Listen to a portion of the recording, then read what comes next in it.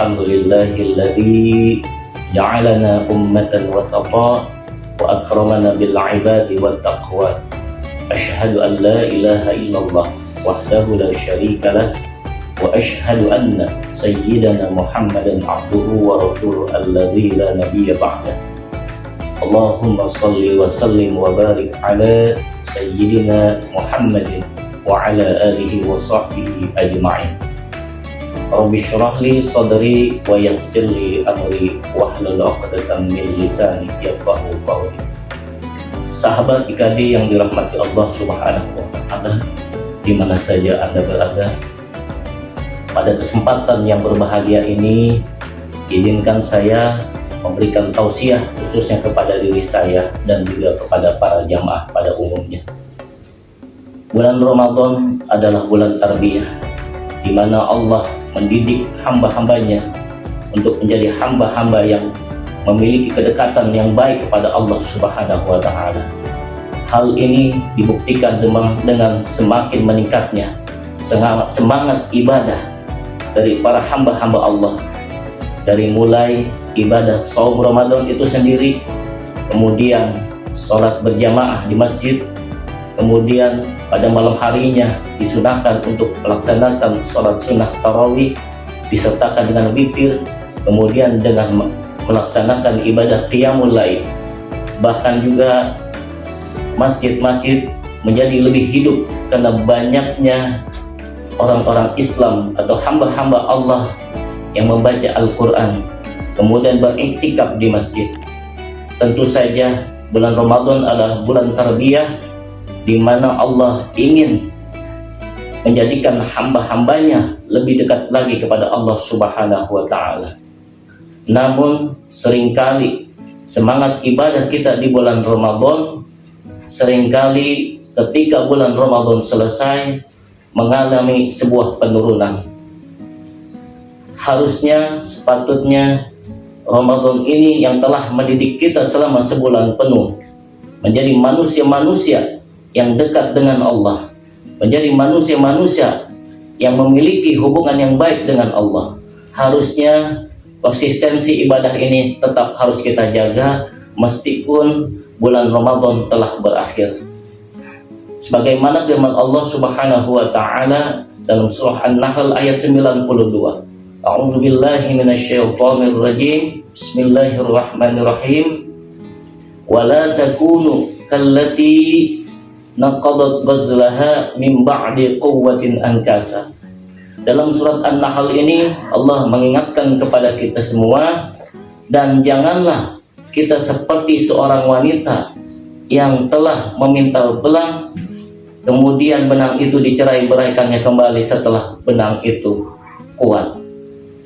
Hal ini menggambarkan ketika kita melaksanakan ibadah Ramadan dengan penuh semangat kita memakmurkan masjid-masjid Allah, dengan penuh semangat kita membaca Al-Quran, dengan penuh semangat kita sholat berjamaah di masjid, kemudian dengan penuh semangat kita melaksanakan sholat tarawih secara berjamaah. Apakah hal ini terus akan berkelanjutan di sepanjang hidup kita selepas bulan Ramadan ini? Karena perjuangan yang sesungguhnya adalah perjuangan bukan di bulan Ramadan, tapi perjuangan yang sesungguhnya adalah perjuangan ketika 11 bulan selepas Ramadan. Maka oleh karena itu penting bagi kita, makanya para ulama sering mengingatkan kepada kita, kun rabbaniyin wala takun ramadaniyin. Jadilah kita hamba-hamba Allah dan janganlah kita menjadi hamba-hamba Ramadan. Ulama dengan sangat mengingatkan kita semua bahwa kita ini adalah hamba Allah. Maka penting untuk kita semua menjaga konsistensi ibadah selepas Ramadan atau pasca bulan Ramadan ini. Bagaimana caranya? Yang pertama adalah yaitu dengan cara selalu meluruskan niat dan tujuan kita di dalam beribadah kepada Allah Subhanahu wa taala. Di mana niat itu sangat penting. Dalam hadis Arba'in di urutan pertama bahwa innamal a'malu binniyat. Segala sesuatu itu bergantung kepada niatnya. Maka penting bagi kita semua ketika kita beribadah kepada Allah Subhanahu wa taala bahwa niat kita adalah semata-mata karena Allah, bukan karena yang lain, bukan karena ingin mendapatkan pujian manusia, bukan ingin mendapatkan popularitas atau yang lainnya. Kemudian juga kita harus memahami bahwa tujuan kita beribadah bukanlah untuk tadi mengejar popularitas atau mengejar hal-hal duniawi yang lainnya, di mana tujuan kita beribadah kepada Allah Subhanahu wa taala adalah untuk semakin mendekatkan diri kita kepada Allah dan juga sebagai bentuk rasa syukur kepada Allah Subhanahu wa taala atas berbagai nikmat yang telah Allah berikan kepada kita semua. Sahabat IKD yang dirahmati Allah Subhanahu wa taala.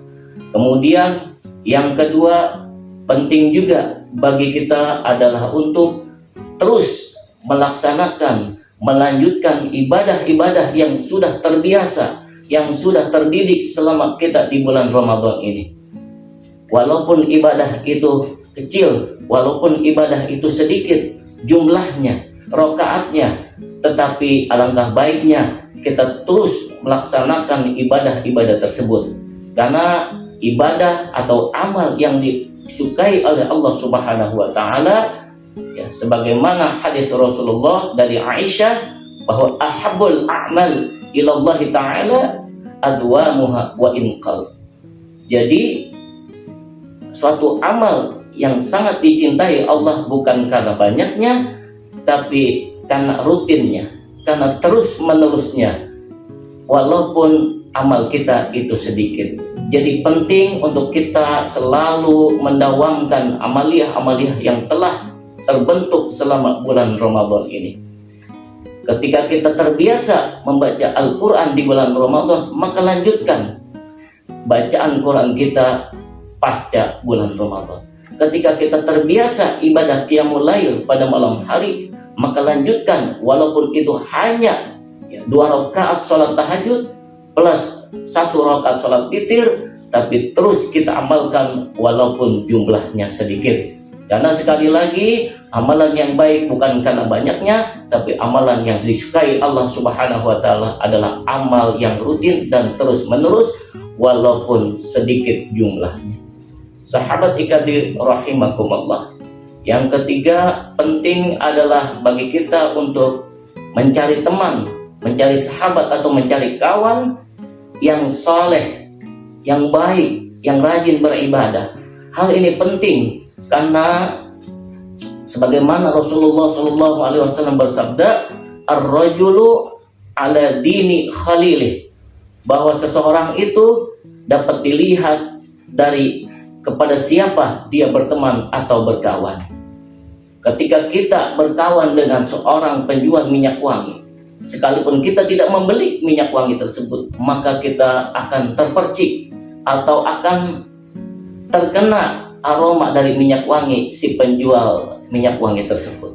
Kemudian ketika kita berkawan dengan seorang pandai besi, maka walaupun kita tidak menjadi seorang pandai besi tersebut, setidaknya kita akan terpengaruh atau terkena dari percikan-percikan dari akibat dari pekerjaan si pandai besi tersebut. Maka penting bagi kita diingatkan juga oleh Allah Subhanahu wa taala dalam surat At-Taubah ayat 119, A'udzubillahi minasyaitonir rajim. Bismillahirrahmanirrahim. Ya ayyuhalladzina amanu taqullaha wa kunu ma'as shadiqin. Wahai orang-orang yang beriman, bertakwalah kepada Allah dan hendaklah kalian bersama orang-orang yang jujur. Jadi yang ketiga, agar kita mampu dan sanggup menjaga konsistensi dalam ibadah kita di luar Ramadan, maka penting kepada kita semua untuk berkawan, berteman atau bersahabat, terutama dengan orang-orang yang baik dan orang-orang yang soleh. Dalam Al-Quran tadi yang saya sebutkan, sudah ditegaskan oleh Allah, marilah kita berkawan dengan orang-orang yang jujur, dengan orang-orang yang soleh, dengan orang-orang yang memiliki semangat dalam beribadah. Sahabat IKD rahimakumullah.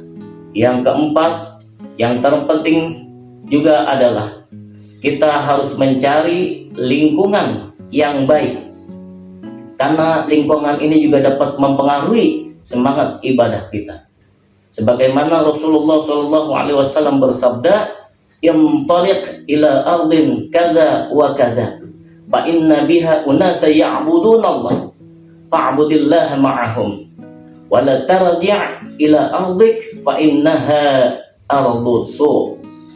Rasulullah mengingatkan kepada kita semua, hendaklah kita mencari sebuah kampung yang di dalamnya terdapat manusia-manusia yang rajin beribadah kepada Allah Subhanahu wa taala. Ketika kita mendapati perkampungan tersebut, maka beribadahlah kepada Allah bersama mereka.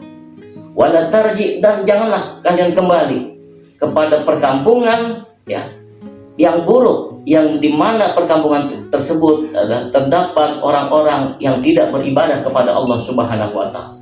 Maka penting bagi kita semua untuk mencari bi'ah atau lingkungan yang baik, lingkungan yang kondusif terhadap peningkatan kualitas dan semangat ibadah kita kepada Allah Subhanahu wa taala.